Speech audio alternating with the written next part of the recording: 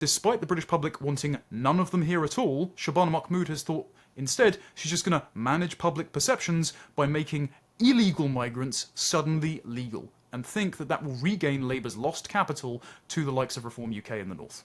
Thank you so much, Connor, for joining us. I want to start by talking about Labour's immigration reforms.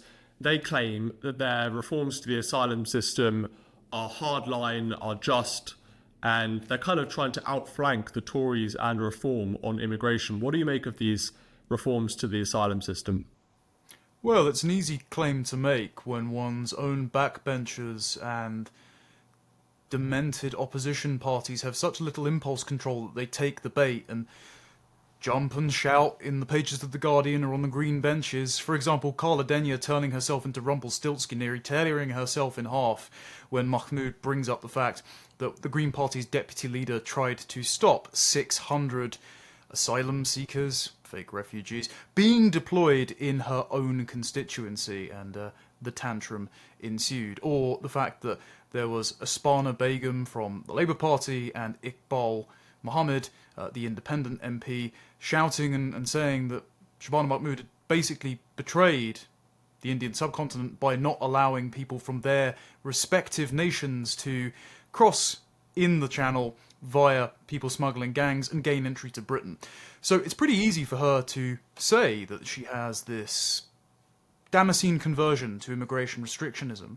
It's pretty easy for her to posture this way when Stella Creasy, who is obsessed with the politics on the other side of the Atlantic, constantly invoking comparisons to The Handmaid's Tale for the Trump administration, says that Labour are going to need ICE-style deportation raids, tearing families from their home and sending them back to the Horn of Africa in order to get this done. If only we had the government that our enemies thought in their fevered imaginations we are on the precipice of. Unfortunately, that's not the case. Shabana Mahmood has done a classic bait and switch here by saying, well, the problem is really that the public are gaining animosity towards immigrants. The public, when polled, think the majority of the immigrants they see in the high street as a result of the Boris wave, the millions of third world migrants that have been brought into Britain in the last 4 years, they think they're actually majority illegals, and so that's why they want them gone.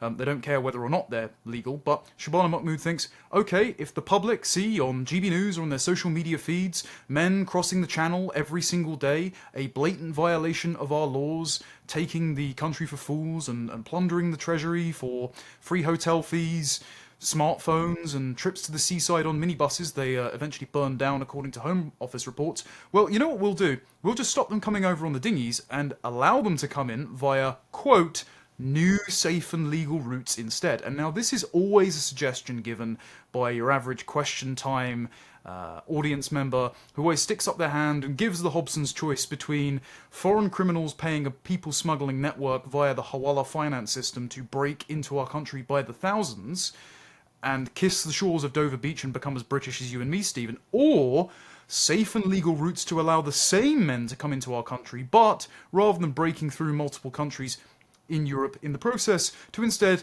catch a charter flight from their home nation and arrive with the prerequisite paperwork via the passport gates of Heathrow and Gatwick.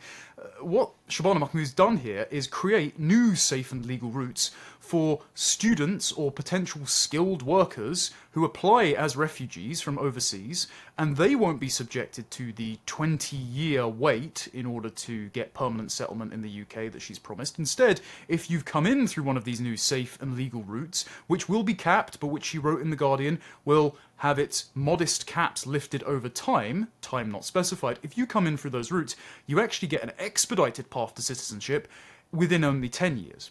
And whether or not you need to keep reapplying for your asylum status every 2.5 years, like the people who don't enter through one of these routes do, is still, the devil's still in the details. We haven't been disclosed as to whether or not that's the case. And then the way that these people get brought into the country, yet again, funnels money to NGOs, community organisations, religious and racial grievance mongering organisations that are often taxpayer funded either through beneficial treatment through the Charities Act or direct subsidies via the Home Office, like the Paul Hamlin Foundation or Hope Not Hate, there are going to be various organisations that are allowed to sponsor named individuals from overseas. So this means your average Islamic activist charity, for example, will pick a Muslim country and say, hey, here's this allegedly very highly skilled persecuted person that has family members in the UK who would like to support them and put them up in their spare room or their house of multiple occupancy. So we as an organisation, taking taxpayer money, will subsidise their stay and support them. So, yet again, the British taxpayer is going to be footing the bill for men who do not need to be here, who disproportionately come from nations who commit vast amounts of sex and violent crime, who are never going to be net taxpayer contributors across their lifetime, according to data from the Netherlands and from Denmark. And despite the British public wanting none of them here at all, Shabana Mahmood has thought instead she's just going to manage public perceptions by making illegal migrants suddenly legal, and think that that will regain Labour's lost capital to the likes of Reform UK in the north. But there are some good things in this programme that I assume you'd agree with. For example, they put visa bans on 3 countries because they say they're not taking enough illegal migrants, including the Democratic Republic of Congo. They have given temporary, so they're making refugee status temporary and will be reviewed every 30 months. They will also have this sort of 10-year, or is it 20 years? So they have to wait 20 years until they can get permanent residency if you're a refugee. So those specific things, the extension of the amount of time they need before they can apply to become a permanent resident in Britain, the visa bans to Congo and other places. Surely you agree with some of these reforms? Even if I were to agree, we have to look at the implementation, who will be making these decisions, and whether or not the system can handle it. So let me take the first one. The 3 nations, conspicuously, that Shabana Mahmood wrote to the embassies of to threaten the withdrawal of all visas unless they take back their foreign nationals were, as you said, the Democratic Republic of Congo, Angola, and what was the third one? Namibia. And curiously, all of those nations are majority Christian. They're not the majority Muslim countries from which we are getting large amounts of unvetted foreign men exploiting the asylum system. Now, the 134 people applied from the DRC last year, 104 from Namibia, and only 27 from Angola. So that's 0.12, 0.09, and 0.02 of the total asylum cases that were awaiting processing. And what's curious is Mahmood only threatened a kind of 3 strikes approach. So the first violation, refusing to take back those criminal foreign nationals, those refused asylum seekers, will result in the ambassadors from that nation waiting in slightly longer airport queues. So the second violation will also do the same, and then only on the third violation will we consider banning visas in general for people from those countries. But what's curious is the largest single nation for people applying for asylum in Britain, and lots of people making up some of the small boat migrants too, is from Pakistan, which is Shabana Mahmood's home nation. Both of her parents are Pakistani. She was born in Birmingham, but she is a Pakistani woman. And forgive me if I don't think she's going to hold our millions of pounds in foreign aid or the hundreds of thousands of visas that we've issued to Pakistani nationals in the last few years to ransom, because it might make for difficult iftar conversation with the family. And we often see this, frankly, with politicians of immigrant heritage who think, I'm an immigrant, my families are immigrants, I'm a good thing, they're a good thing, therefore all of my countrymen must also be a good thing too. And it seems that just isn't the case, unfortunately, but of course you don't want to cause upset family barbecues. So I don't expect her to deal with that either. Also, there's more empty threats because the majority of men crossing in small boats are from Afghanistan, Iran, Eritrea, Syria, Sudan. These are all nations that would be deemed, according to the Home Office, and even Keir Starmer in the pre-election debates of Rishi Sunak, unsafe. They've already said they're not going to negotiate with the Taliban to facilitate returns. Why we can't do that is beyond me, considering President Trump's willing to do that, Germany are willing to do that, lots of other nations, including Pakistan, have been willing to do that. But despite this, doesn't seem that Britain's going to return these people. And don't forget, the previous government took out a massive super injunction to hide the fact they were smuggling lots of Afghans, into the country, some of whom went on to commit sex attacks, some of whom were actual Taliban fighters, and which one judge said they could bring up to 22 members of their clan members with them as co-sponsored visas because family means something else in that culture. Absolutely demented.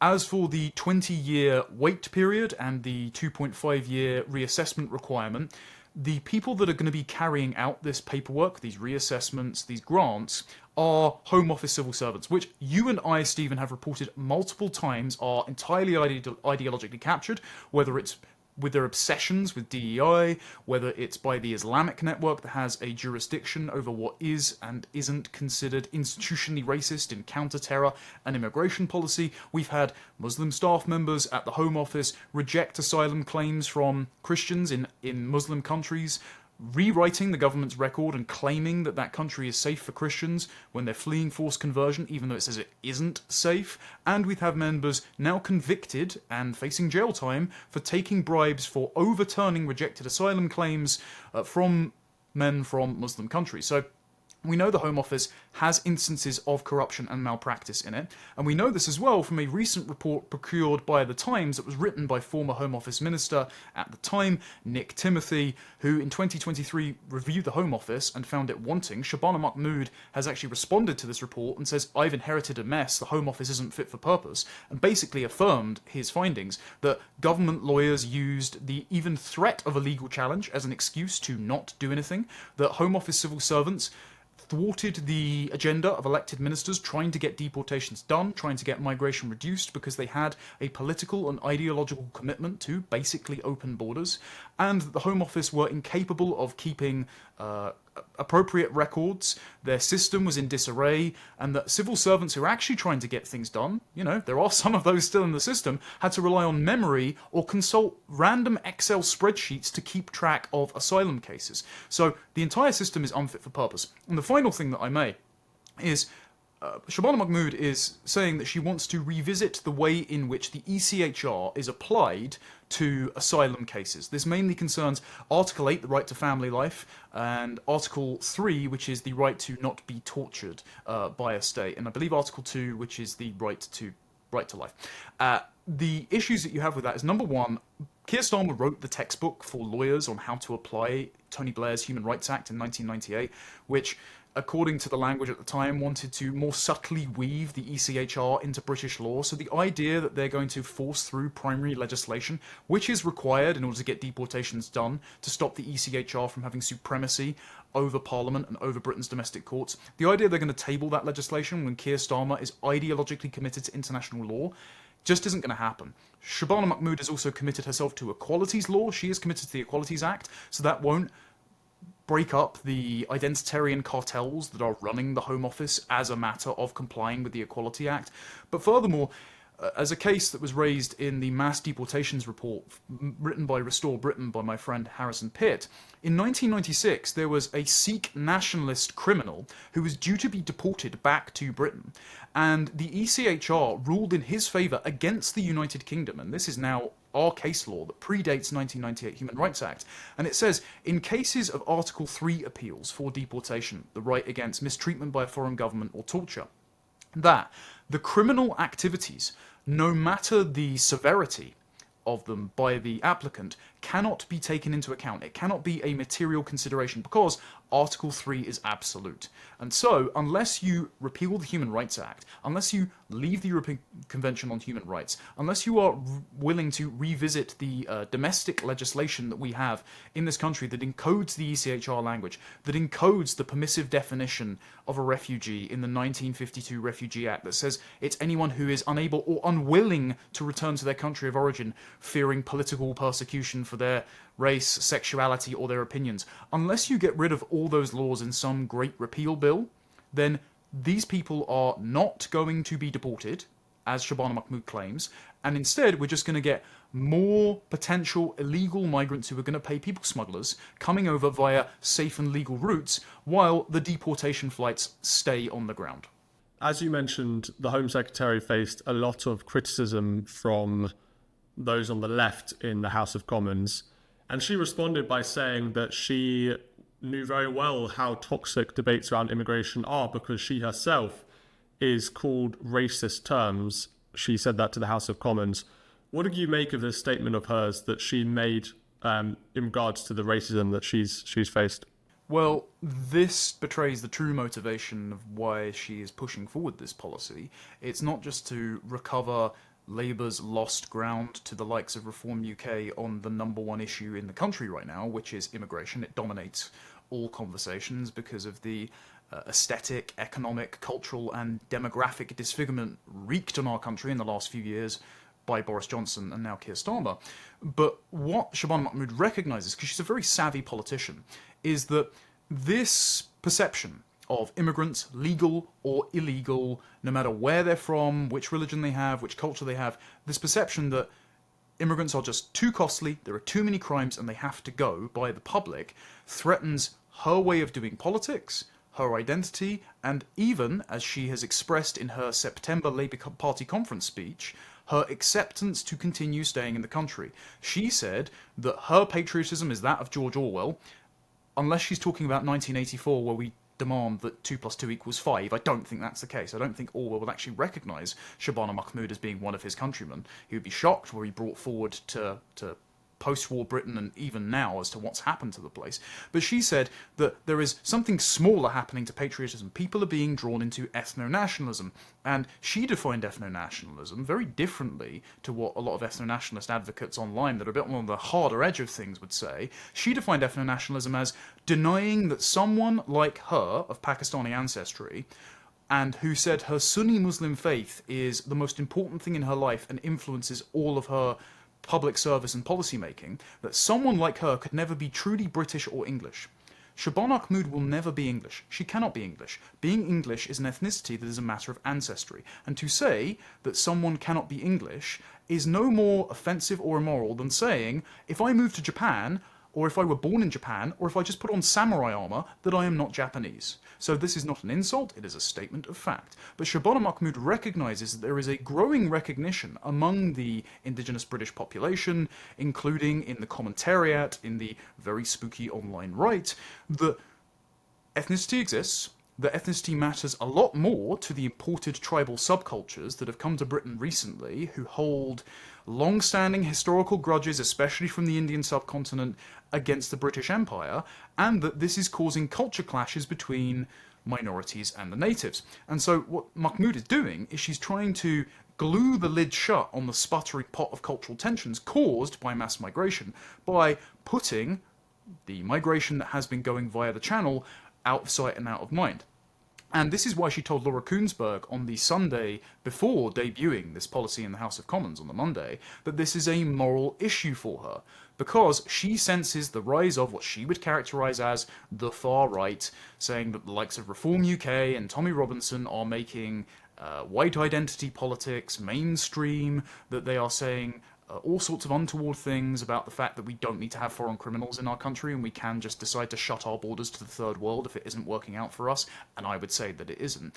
And so she is only treating the far-right backlash as the problem, not the problem itself. And so her motivation is actually to try and contain the discourse, to freeze it in amber, to stop the political backlash from unseating her in her constituency, as she very nearly was at the last election by a Muslim independent candidate, but also just obliterating the Conservative and Labour Uniparty and potentially electing a government that might do something about not just mass illegal immigration, but also mass legal migration, which she obviously would like to continue.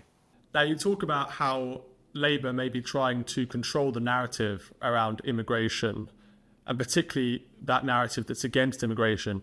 There's a story today in the Telegraph about how civil servants are being trained to counter anti-immigration social media posts.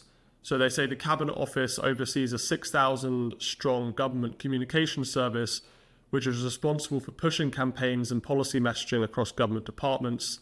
The newspaper understands that this team is also charged with stopping online disinformation and producing, quote, counter-narratives to protect both departmental reputation and policy goals. This is all in relation to migration.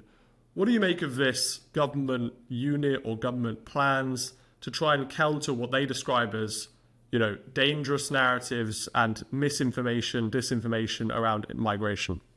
It doesn't surprise me. A lot of time and taxpayer resources are spent on gaslighting the population into accepting a state of affairs that they've repeatedly voted against whenever it has been offered. I mean, the most egregious example that was revealed in the last 24 hours in an exclusive by Politics Home was that an obscure boy band was sent round schools in Manchester, Blackburn, Leeds in 2016 and paid £400,000 for the pleasure to sing to Muslim boys about why 9/11 and 7/11 is bad. As you know, Stephen, with the report that you initially publicised and then was printed in full by Policy Exchange earlier this year, when previous Home Secretary Yvette Cooper ordered a rapid analytical sprint in the aftermath of the Southport murders and then the ensuing riots across the country where concerned parents and people they called far-right thugs clashed with Muslim men who were masked, armed, lacerated the liver of a pub goer in Birmingham. This report said that extremist narratives ginned up by the far right, including the grooming gangs, which they treated as and invented far-right extremist narratives, were circulating on social media and required the watchful eye of the Home Office and government intervention to counteract. And while this was going on, while the very civil unrest was erupting across mainly Labour constituencies, the Department for Digital Media, Culture and Sport, under former Minister Peter Kyle, his civil servants were sending out emails to the likes of TikTok and X, headquartered in the United States, and this has all been released by the House Judiciary Committee, Jim Jordan, who was outraged about incursions on even Americans' First Amendment free speech rights. They were sending out emails saying, well, we're seeing narratives about two-tier justice and two-tier care circulating on social media. Maybe your social media providers want to have a look at that, implying that they should censor narratives that were disadvantageous to the Labour government, with the accusation that they were causing civil unrest. And this shouldn't surprise any of us. It's like you said, the ideology of diversity, equity, and inclusion, mollycoddling marginalised groups with hate speech legislation that only ever cuts one way against the complaints of the indigenous host population who vote against importing and accommodating these tribal subcultures. That's endemic in the civil service, but it's also endemic in our elected MPs. There are very few who are willing to challenge this settlement. As I've already mentioned, Nick Timothy has done so with his work calling the Home Office into question and its conduct, but also Rupert Lowe, who, as of yesterday, at time of recording, chaired a debate in Parliament because he put the petition forward, questioning the prudence of locking up people like Lucy Connolly, who was present, for ill-advised and inflammatory social media posts, for imprisoning people for words when violent offenders are being let out of prison early and child sex offenders walk free without any jail time. And one of the MPs in there, Liberal Democrat MP in question, had said that Elon Musk was inciting violent revolution in the UK, was trying to overthrow British democracy when he appeared via video link at the Unite the Kingdom rally and called for another election to remove the unpopular Starmer Labour government. It's the most unpopular government on record, so it seems like another election would be supported by the majority of the British public at this point. But this Lib Dem MP said Elon Musk should not be allowed to visit Britain next time around, and that he allows hate speech and mean comments directed at MPs to proliferate on his platform, therefore the platform is a threat to democracy.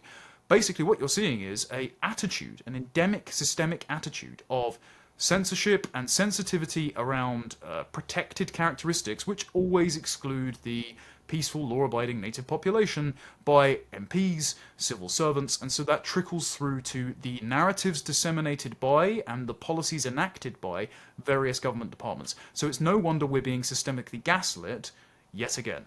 So you talk about second-generation migrants, and there was another interesting headline today. Children born in Britain to immigrant parents could be deported under the government's asylum crackdown.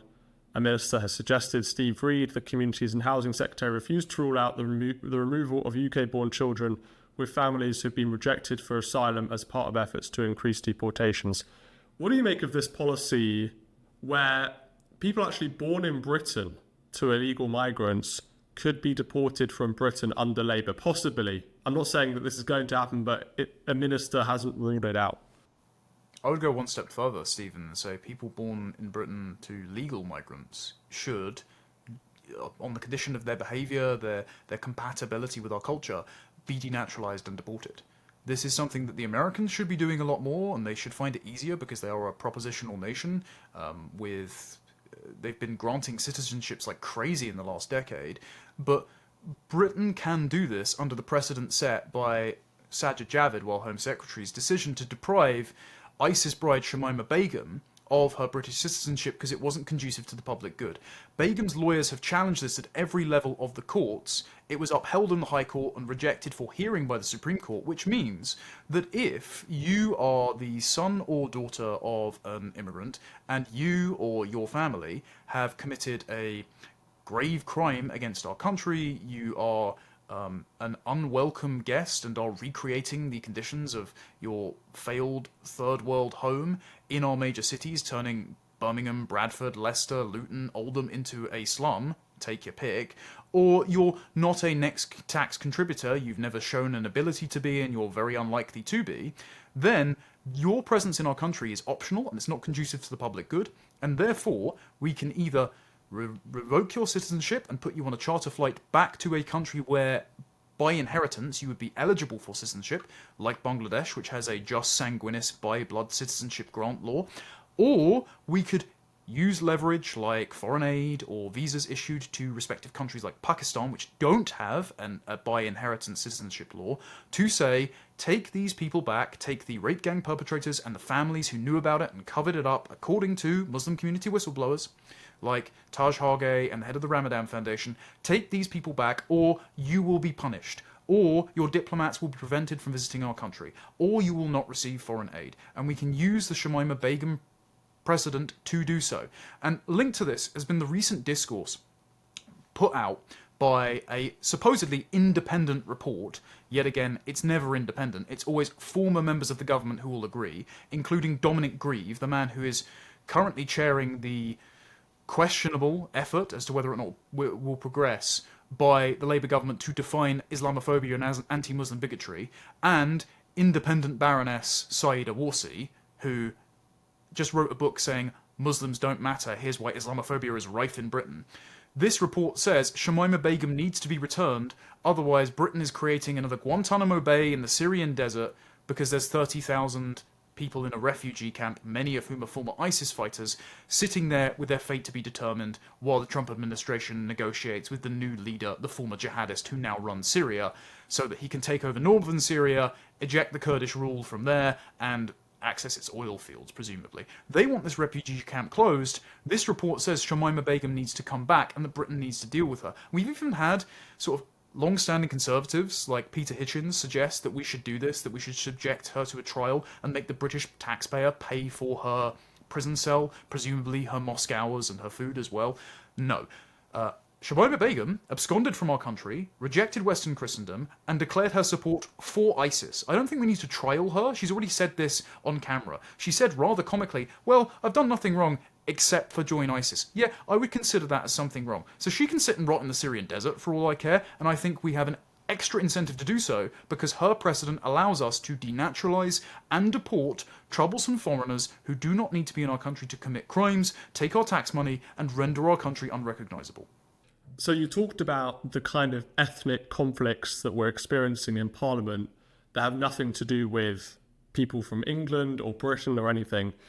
And the leader of the opposition, Kemi Badenoch, has actually talked about her own ethnic enemies. That's an exact quotation last year in The Spectator during an interview in which she was talking about her ethnic enemies in the north of Nigeria. She proudly boasted that she's a member of the Yoruba tribe, and she was criticising those in the north of Nigeria as her ethnic enemies because presumably lots of them support Boko Haram, the Islamist group. What do you make of Kemi Badenoch's leadership of the Tories so far? She's put out some statements today about the budget. Are you impressed with her as opposition leader? I think Kemi Badenoch has been abysmal. I think her leadership is in terminal decline, and I think that if the Conservative Party don't eject her as leader, either by or immediately after the May elections, they'll soon be selling off the furniture in the Carlton Club for firewood. And it astounds me, as you mentioned that interview, Stephen, with The Spectator, it astounds me that the editor, Michael Gove, who has been her sort of Sherpa throughout the Conservative Party since she came on the scene thought that was a good look to put out. I mean, Kemi Badenoch has been platformed and amplified by the likes of Paul Goodman, Fraser Nelson, who, according to the New Statesman, wrote her maiden speech, Neil Ferguson, and Gove throughout her career, despite seemingly her lateness, her incompetence, and her inability to organically convince the public that she would be capable of leading the country. And today, at the press conference where she went, for some reason, head-to-head with a Reform press conference and got dwarfed in viewership numbers, just like the Conservative Party are getting dwarfed with membership numbers, despite her saying that Reform's membership ticker was fraudulent, and it turns out that it wasn't, but she put her engineering credentials on the line there. How very embarrassing. During that press conference, she was asked by Sam Coates of Sky News, are you not embarrassed by the fact that net migration ran at 906,000 when you were in government? Are you not embarrassed by the Boris wave? And she repeatedly said that it was not intentional, we just took our eye off the ball. Kemi Badenoch in 2018 campaigned in Parliament to remove caps on student and study visas, citing her first-generation immigrant heritage as the reason. Yet again, as an immigrant, she must be a good thing, therefore all immigrants must be a good thing. Therefore, let's open the door to all immigrants from all over the world, despite the British public not wanting that to be the case. Sajid Javid also campaigned for this to be the case, while as Home Secretary. And then there are people that predate and then come after Boris that are responsible for this, who made concerted actions to make sure this is possible. During the Blair government, Andrew Never, the speechwriter, said the goal of increasing immigration from Eastern Europe was to, quote, rub the right's nose in diversity and render its arguments out of date. He had written speeches for Barbara Roche, the Home Secretary, who had said, Britain is a nation of immigrants, literally borrowing the language from America that is not even suitable for America, but was written in a book by John F. Kennedy and the Anti-Defamation League in the 60s. Now, unless she is referring to either the Viking invasions, the Norman conquest, or treating the Windrush like Britain's Mayflower, that is an absurd rewriting of our history that is trying to gaslight you into thinking there is no indigenous British people, and therefore you have no argument against mass migration and preserving your culture from multiculturalism. Then, if we go forward into the heirs to Blair, as Cameron and Gove themselves said, Cameron's government, before they were elected, instituted all women and minority shortlists because they didn't want to be called, as Theresa May nicknamed them at Conservative Party conference when she was the party chair, the Nasty Party. So they morphed ineluctably into the successors of New Labour and gave safe seats and opportunities to the likes of Priti Patel and Kemi Badenoch, repeatedly to Kemi Badenoch after she lost her first bid to be elected to Parliament. And so, this led to not just more Muslim candidates being encouraged to come into the party, as David Cameron gave in a famous speech, the appointment of like Saeed Avorsi, for example, as party chair, which then had an impact on Raiku and the Home Office and the public being told, don't look back in anger, but also the likes of Sajid Javid or Rishi Sunak, because they were minority candidates. And this was touted in 2023 at NatCon in an interview that Gove did with his now podcast host at The Spectator. This was touted as the major success of the Conservative Party. The, quote, superficial diversity of the cabinet was apparently the leading achievement of the Conservative Party at the time. What this led to was immigrant descendant politicians identifying with potential immigrants and therefore holding the door open for more immigrants. In 2014, Rishi Sunak wrote a paper for, I believe it was Policy Exchange, saying the Conservative government should import more Indian immigrants because they, over any other immigrant group, are more likely to vote for Conservatives. And hey presto, when he's in government, celebrating Diwali in Downing Street, we get 250,000 Indians a year. The same goes for Priti Patel. While she was Home Secretary, she used the phrase living bridges to describe Indian diasporas. That's a phrase that was invented by Prime Minister Narendra Modi of India to describe how they could use Indian diasporas to leverage demographic and thereby democratic pressure on foreign countries' governments to India's advantage. This is something that actually an Indian sitting MP wrote about in a German newspaper a couple of weeks ago, saying, will the Indian diasporas across these countries please stand up against anti-Indian bigotry to ensure the likes of permissive immigration policies and remittances continue to advantage India? Because India receives the most remittances of any country from the West, especially the UK and US, around the world every single year. They keep breaking records for it. So, what happened is, quite deliberately, conservative politicians installed immigrant heritage candidates who then got places in cabinet, despite their relative inexperience, who then held the door open to people they thought lived like and looked like them. And Kemi Badenoch is just as guilty of this as anyone else. But the idea of the Boris wave itself was not deliberate. We've already covered what Priti Patel did. Boris Johnson repealed a Gordon Brown-era law that required British businesses to advertise to British workers first before opening up the job opportunities to the third world and making British workers compete with the rest of the world for jobs and housing in their own country. He repealed a Theresa May government law, which he sat in as Foreign Secretary, that said that foreign students had a limited time to find employment before they had to leave the country. He extended that period and allowed foreign students to switch from student to skilled worker, often Deliveroo economy visas, or claim asylum. And Boris Johnson did all of this, and I've spoken with a source familiar with his thinking at the time that confirms this, without knowing that indefinite leave to remain was even a thing. And the minimum bill, as estimated by the Centre for Policy Studies, for the cost of the Boris wave and giving them indefinite leave to remain has been $234 billion. It's been a catastrophe. Why did he do this? Two reasons. One, as recently given in an interview with the Daily T, the Telegraph podcast, he said the Treasury, the OBR, the Bank of England were expecting mass inflation to result from the money that he and Rishi Sunak had printed to pay for COVID furlough.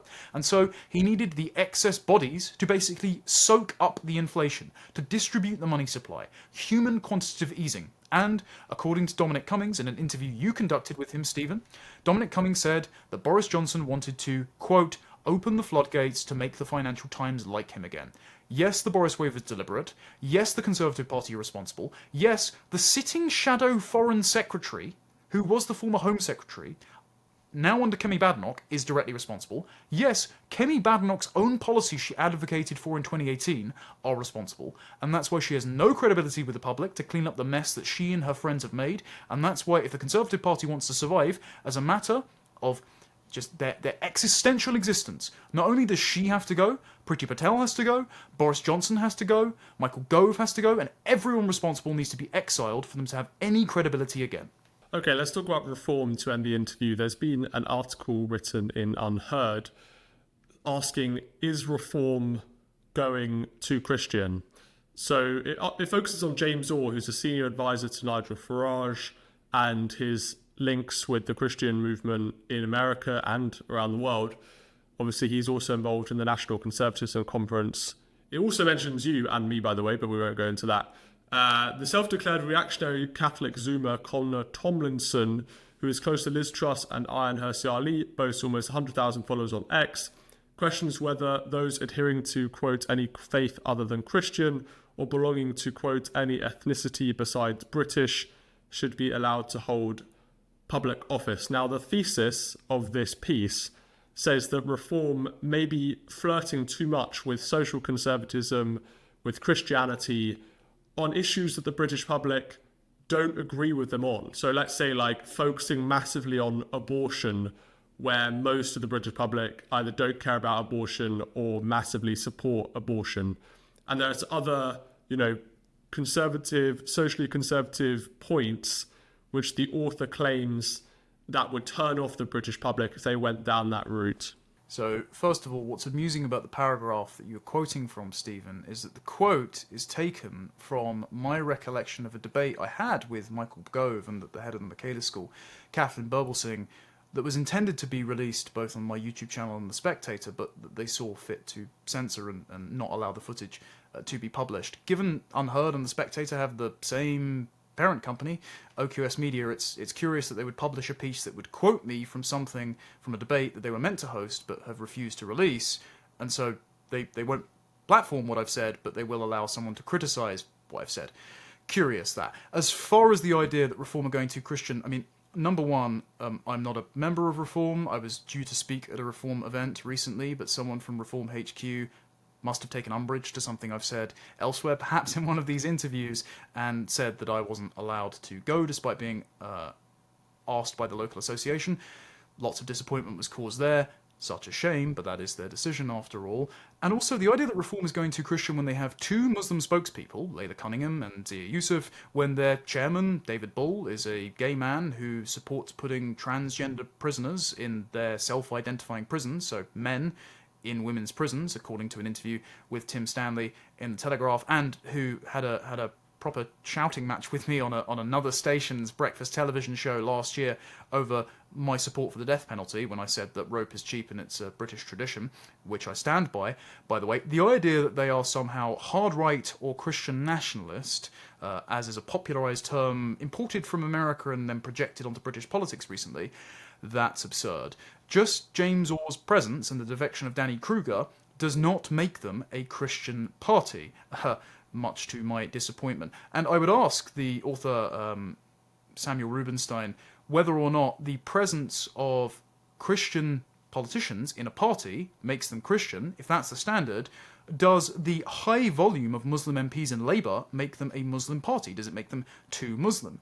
Does the Conservative support for the nation-state of Israel, or the fact that they have a Conservative Friends of Israel group who regularly host events at Conservative Party conference, does that make them too Jewish? I understand that Samuel is a self-declared Zionist. Fair enough, that's his prerogative. I have the same standard for England. I want the same standard of national identity, self-defence, and the protection and conservation of the people and culture native to England. I want the same standard that is enjoyed by Israel for England, something I said in my Spectator debate, which has yet to be aired. And so I just want a consistent standard, but when I push for that consistent standard, I am told that I am far right or a Christian nationalist, something I am not. As far as the idea that Christianity is not popular, I mean, it is growing in popularity. They're seeing a quiet revival, or perhaps not so quiet, given the likes of me have an internet presence these days. As my priest once joked, I'm basically the marketing arm for the Catholic Church for men under 30 in Britain, a burden which I bear heavily. But as we saw at Easter, 40% of all the catechumens inducted into the Catholic Church for the first time were young men 18 to 25. Same thing happening in France. Very encouraging that we're seeing a return to tradition, a rediscovery of our foundational morals as a country. And I also would contend that yes, this is rising in popularity, but still the British public are liberal in temperament and enjoy going down the betting shop, having a pint in the pub, and don't think too much of taboo social issues like, yes, abortion, euthanasia, or same-sex marriage. But I would contend that, number one, the excesses of those particular topics, with the trans issue, with assisted dying being rushed through Parliament and potentially blocked by the Lords, with Stella Creasy's and Antonia Antoniazzi's abortion bills going through Parliament, and such a radical change, decriminalising all abortion except sex-selective, but that is still going on throughout the NHS, as has been reported by The Telegraph, with just a simple private member's bill.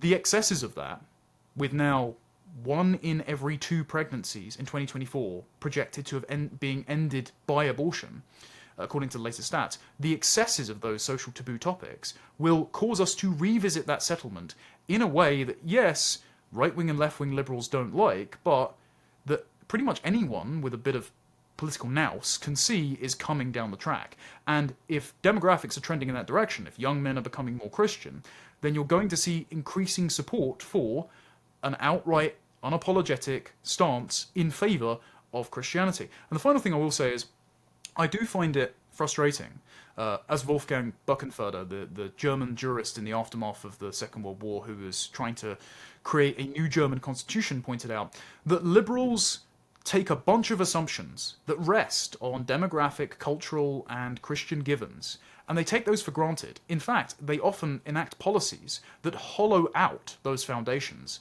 and then, like Wile E. Coyote, don't fall until they look down and they're standing on nothing.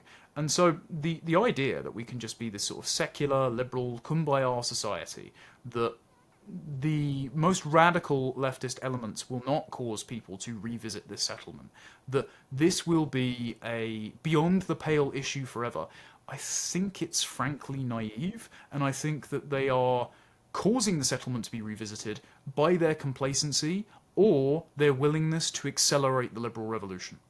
It's interesting, isn't it? Because Nigel Farage never really claims to be a hardcore Christian, And Zia Yusuf, who's obviously very important in the party, is a Muslim.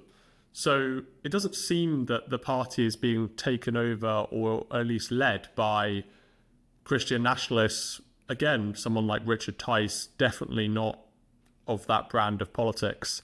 So this is clearly coming from, because James Orr is now involved and he is a Christian, openly Christian, and talks about Christianity, and for some reason your name was mentioned, any kind of whiff of Christian or Christianity is to be suspect for some reason. Why do you think that is? What I think this is less a concern about the influence of Christianity over politics and more an attempt to play guilt by association containment strategies, because we're seeing the same thing happen in the US. So James Orr, conflict of interest, is a friend of mine. I think he is an excellent academic and would be a great successor to Nigel Farage. As he once said, if someone better looking and younger comes along when he reaches retirement age, he won't be doing this forever. I think James would be a great person. But I think that people know this. And so much like the current attempt to smear J.D. Vance as the heir apparent to MAGA, with associations with some of the more contentious, insulting things that Tucker Carlson or Nick Fuentes have said in their respective interviews or podcasts, be it edgy jokes about women and minorities or offensive statements about Hitler, the Holocaust, and Hamas. They have been trying to smear J.D. Vance by association and instead prop up a successor to MAGA that is less popular with the base. For example, someone like Marco Rubio, who's already endorsed Vance, or Senator Ted Cruz, who has announced his exploration of a presidential run in 2028 to thwart what they see as what they're calling the woke right element of the MAGA base. That just means the non-liberal element, or the element that isn't of the dispensationalist Protestant bent towards America's relationship with Israel. I won't touch that topic for the time being. But the reason I raise this is because in an article about that particular civil war within MAGA over who succeeds Trump, Charles Moore, who is one of the chairman of The Spectator, writes for The Telegraph, wrote a piece that then randomly brought James Orr in and randomly brought Churchill denial in because of a report that was written for Policy Exchange by Andrew Roberts, which took a pot shot at some of my former Lotus Eaters colleagues. So there was the insinuation that, well, James Orr is one step removed from J.D. Vance because he was influential on Vance becoming a senator, and then Orr was the first person Vance told that he was going to be vice president when he found out. So the idea that JD is one step removed from America, and American politics is becoming toxic due to Nick Fuentes and Tucker, so therefore reform should be suspicious of JD Vance's presence and probably ostracize him, seems to be a way of playing guilt by association to remove JD Vance as the heir apparent to MAGA, and to remove James Orr as a potential successor to Nigel Farage, leaving only Zia Yusuf who as the heir apparent. And I personally resent my name being used as an attempt to smear James by association, because one, I'm pretty sure James sees me as an uncontrollable renegade. You know, he's told me to tone it down before, and I perhaps don't have the self-preservation instinct to listen to such wise advice. But two, James is his own man, he's doing good work, and I don't like the idea that people who are not natural reform voters, who do not see a problem with the mass migration and multicultural settlement that has blighted this country for a long time, dictating who is and who isn't allowed to be a member of the presumptive party of government. So I would encourage reform, even though I may not be that popular in those circles these days. I encourage reform to stop listening to their enemies and catering to their demands, and instead build a movement independent of the ideology that contaminated the Uniparty and ruined our country. Do you think that Farage is heading in the right direction? Because I know that we've talked about this before, but he's put out this statement about saving £25 billion to try and fill the so-called black hole by cutting foreign aid and things like that.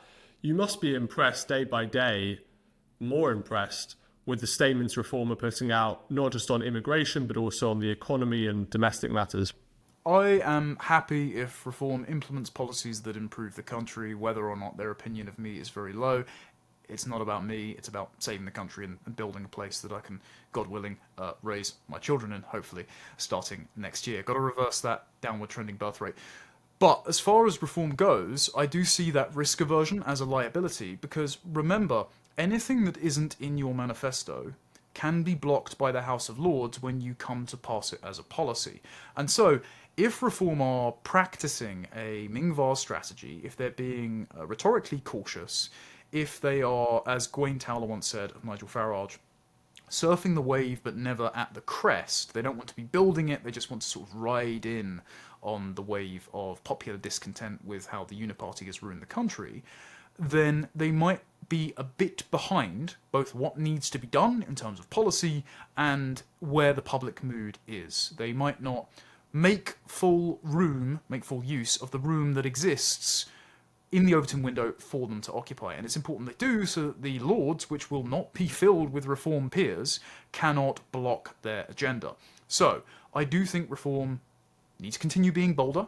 They should continue to be brave, take risks, and not in my interest, but in the interest of people who are enterprising, free-thinking, young talent, who know how social media works, who do an awful lot of reading, who have been forged with silver tongues and sharp minds in the fires of being countercultural, considering the ubiquitous woke morality in culture, in government institutions, and on university campuses.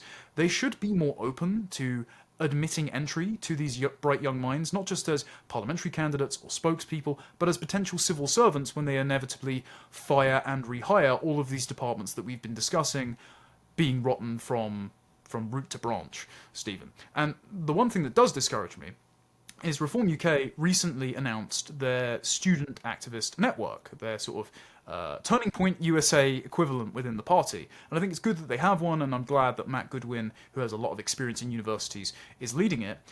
However, if you look at the lineup of figures associated with it, in the photographs, it's Matt Goodwin, it's Richard Tice, it's activist Lois Perry, and then none of the young people could be named, and the aesthetics are less Cruel Kids Club table party from the Trump inauguration, the sort of upwardly mobile, attractive, physically and also aspirationally, that the Trump administration used to win over Gen Z, and it's more regional branch retreat for Carphone Warehouse. And it's frustrating because there are a lot of young activists who have been vocal about their support for reform in the Telegraph, on GB News, on social media and the like, who have been turned away because I think the party sees young people who have a public profile, who have a presence, who are willing to be outspoken on social media, as a potential liability, and they don't want to have to answer for things that they might have said that aren't party policy in interviews with the BBC, Sky and ITV. What Reform need to do is trust in that young talent,